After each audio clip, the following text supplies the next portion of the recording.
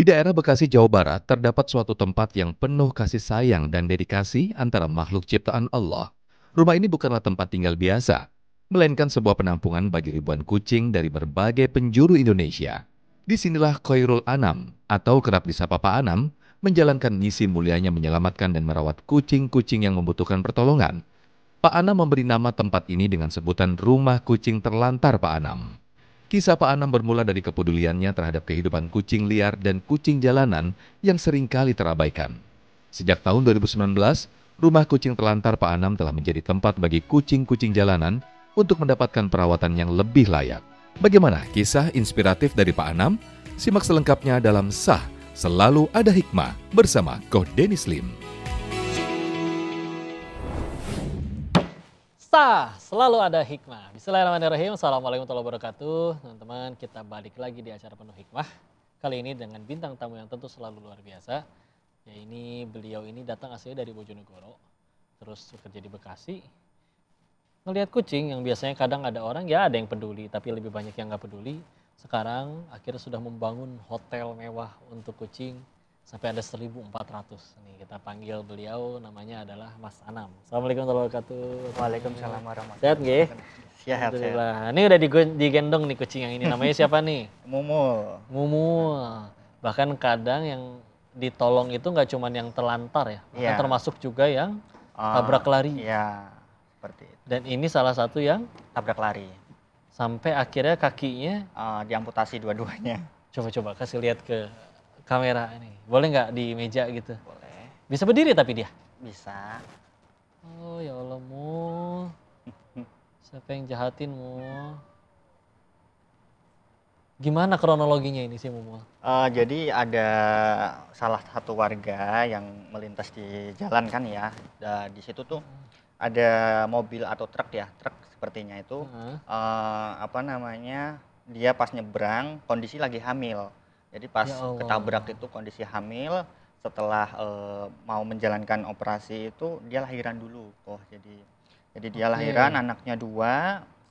Prematur gitu. Ya, prematur gitu. Terus anaknya amputasinya gimana sih amputasi kucing? Sama kayak manusia gitu, dibius dulu Iya, total? dibius dulu, heeh, dibius dulu dianya. Ya Allah. Ini kapan kejadiannya? 3 bulan yang lalu sepertinya ya. Ya Allah, dan sekarang dirawat, tuh Mm-mm. udah anteng, bahkan dia masuk TV. Pemirsa. Alhamdulillah ya. Nah, ini ada berapa banyak sebetulnya yang sekarang sedang diasuh oleh Pak Anam ini, Mas Anam? Lebih dari 1.500 untuk hari ini. Lebih dari 1.500 hari ini. Dikumpulin, dimulainya dari kapan sih? Dari 2019 kalau untuk diriin shelternya, namun kalau Iya. untuk rescue mandiri itu dari 2015. Pertama dari Bojonegoro ke Bekasi, kapan? Tahun 2014 Awalnya pengen kerja. kerja. Kerja apa? Kalau dulu kan di pabrik boneka ya awal-awalnya itu. Awalnya. Terus semakin di sini itu kan bosen juga kan untuk pekerjaan, jadi pindah-pindah di garmen, untuk terakhir di Konporta. Sekarang ini masih di Sekarang fokus ke shelter. fokus di shelter aja. Mulai dari kapan tuh udah mulai berhenti kerja? Dari 2022.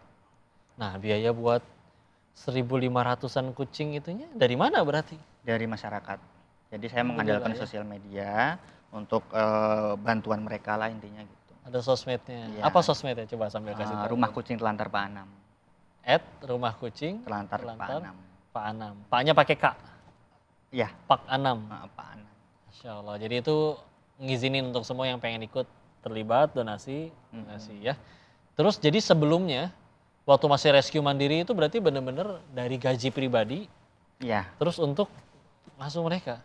Jadi awal mulanya kan memang satu kucing saya nemuin di jalan itu ngikutin Waktu itu saya. di kontrak. Ngontrak.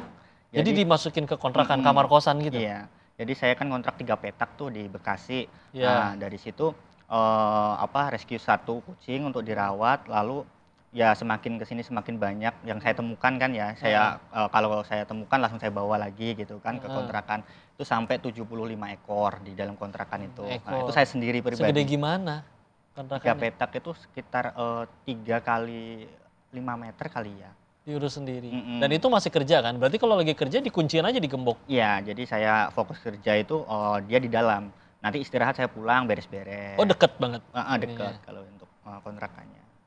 Terus akhirnya sampai 75 di kontrakan petakan itu. Iya, heeh. Terus Waktu itu gaji berapa? 53 seperti.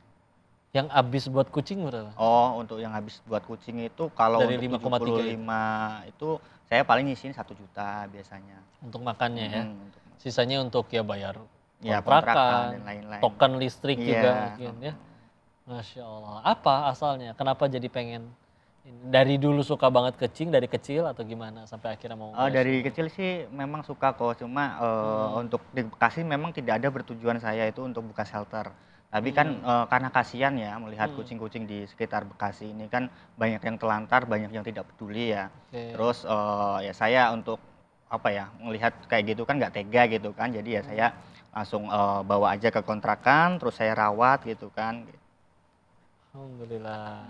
Tahu-tahu udah ada 1.500. Mm-mm. Itu nyari sendiri atau juga ada yang benar-benar dikasih tahu sama orang? Tolong nih ada kucing, jemput ke situ. Untuk saat ini sih biasanya dari masyarakat sendiri sih laporan kebanyakan kok, jadi Mereka yang anterin. mereka yang antar. Udah tahu ya di situ ya. Mm-mm. Sekarang lokasinya sama kontrakan yang dulu masih sama-sama deketan atau udah pindah jauh? Mungkin 15 menitan dari 15 menitan. lokasi dulu. Segede berapa sih sekarang? Segede gimana sekarang? Kalau untuk sekarang itu 2 lantai, sekitar 200 meter lebih lah. Itu gimana? Masih dikontrak atau sudah dibeli? Alhamdulillah sudah milik sendiri. Sudah kebeli. Dari hasil dari yang tadi dana Ya, swadaya yang dari kumpul. sosial media juga, terus bantuan dari yayasan-yayasan yang kerjasama sama kita juga. Berapa duit itu kebelinya? Kalau dulu beli tanahnya itu tahun masih 2000 berapa ya? 2019. Oh bukan kurang. bangunan jadi. Bukan, jadi tanah Tanahnya dulu. kosong. Berapa tanahnya? Itu dulu kita beli itu 100 meter itu 66 juta. Oke. Lalu semakin ke sini nyicil sedikit gitu. Kita beliin, nabung, kita beliin gitu. Oke, jadi dapat berapa meter tuh waktu itu tanahnya? Untuk Total saat ini totalnya sekitar ya 200 lebih lah, 200. lebih. Setelah akhirnya 200 meteran itu yang dijadiin bangunan, Full semua bangunan. full semua. Full. Masya Allah. Jadi sebelum akhirnya pindah ke kontrakan itu lagi punya kucing berapa tuh sebelum akhirnya pindah? 100-an. 100. Dan itu semua masih di petakan itu ya? Iya, petakan. Ketika udah 100, udah jebret gede. Wah itu. Mm. Itu kira-kira kapasitas berapa sih? Untuk Masa saat- gede gitu? Untuk saat ini sebenarnya sih 1.500 sudah cukup ya. Namun ya kita kan kasihan ke masyarakat juga yang membutuhkan bantuan. Maka ya selagi kita masih bisa dan muat ya kita tampung. Gitu. Nggak ada yang pernah ditolak ya? Iya, nggak ada karena kasihan juga ke kucingnya ya. Masya Allah. Tuh pemirsa ya. Nah kalau emang udah rezeki mah Allah tentuin kucing ya istilahnya nggak bisa kerja, nggak bisa daftar kerja di pabrik, nggak bisa ngomong, nggak bisa. Ya ngomong bahasa mereka sendiri ya. Tapi kalau kata Allah ada rezekinya, ada aja orang yang jadi jalan pertolongan. Mereka aja punya rumah sendiri. Kita nggak punya. Pada punya rumah. Masih penasaran dengan kisah selanjutnya dari beliau? Jangan kemana-mana. Tetap di Selalu Ada Hikmah. Ya, saya sebisa mungkin karena tanggung jawab saya ya, saya Iya. usahakan ya entah ngutang atau mungkin minjem dana ke teman atau ke kerabat pasti Sampai saya. ngutang.